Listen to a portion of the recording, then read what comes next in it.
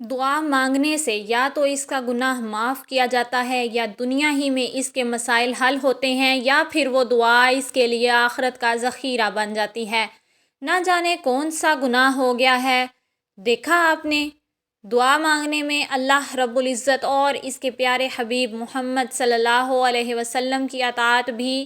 دعا مانگنا سنت بھی ہے۔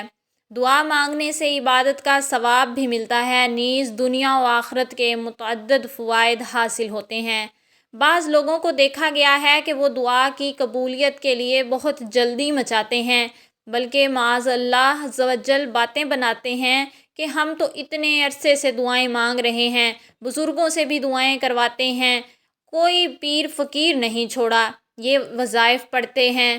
وہ اوراد پڑھتے ہیں، فلاں فلاں مزار پر بھی گئے ہیں، مگر اللہ تعالی ہماری حاجت پوری کرتا ہی نہیں۔ بلکہ بعض یہ بھی کہتے سنے جاتے ہیں، نہ جانے ایسا کون سا گناہ ہو گیا ہے جس کی ہمیں سزا مل رہی ہے، نماز نہ پڑھنا تو گویا خطا ہی نہیں۔ اس طرح کی بھڑاس نکالنے والے سے اگر دریافت کیا جائے کہ بھائی آپ نماز تو پڑھتے ہی ہوں گے، تو شاید جواب ملے، جی نہیں۔ دیکھا آپ نے، زبان پر تو بے ساختہ جاری ہو رہا ہے، نہ جانے کیا خطا ہم سے ایسی ہوتی ہے جس کی ہم کو سزا مل رہی ہے، اور نماز میں ان کی غفلت تو انہیں نظر ہی نہیں آ رہی، گویا نماز نہ پڑھنا تو معاذ اللہ عز و جل کوئی گناہ ہی نہیں ہے۔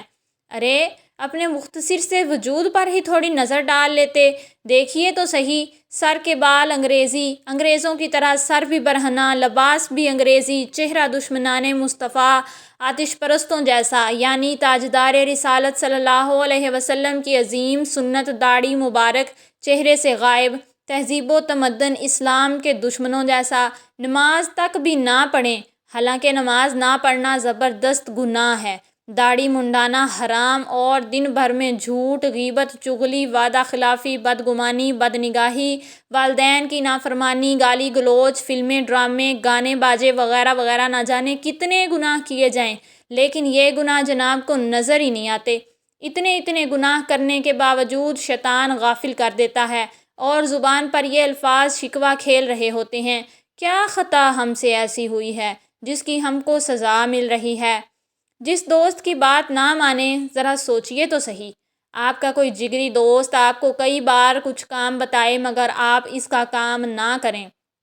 اور کبھی آپ کو اپنے اسی دوست سے کام پڑ جائے، تو ظاہر ہے آپ پہلے ہی سہمے رہیں گے کہ میں نے تو اس کا ایک بھی کام نہیں کیا، اب وہ بھلا میرا کام کیوں کرے گا۔ اگر آپ نے ہمت کر کے بات کر کے بھی دیکھی اور واقعی اس نے کام نہ بھی کیا، تب بھی آپ شکوہ نہیں کر سکیں گے، کیونکہ آپ نے بھی تو اپنے دوست کا کوئی کام نہیں کیا تھا۔ اب ٹھنڈے دل سے غور کیجئے کہ اللہ عز و جل نے کتنے کام بتائے، کیسے کیسے احکام جاری فرمائے، مگر خود اس کے کون سے احکام پر عمل کرتے ہیں۔ غور کرنے پر معلوم ہوگا کہ اس کے کئی احکامات کی بجا آوری میں نہایت ہی کوتاہ واقع ہوئے ہیں۔ امید ہے آپ بات سمجھ آ گئی ہوگی کہ خود تو اپنے پروردگار عز و جل کے حکموں پر عمل نہ کریں، اور وہ اگر کسی بات یعنی دعا کا اثر نہ فرمائے تو شکوہ شکایت لے کر بیٹھ جائیں۔ دیکھیے نا، آپ اگر اپنے کسی جگری دوست کی کوئی بات بار بار ٹالتے رہیں تو ہو سکتا ہے وہ آپ سے دوستی ہی ختم کر دے،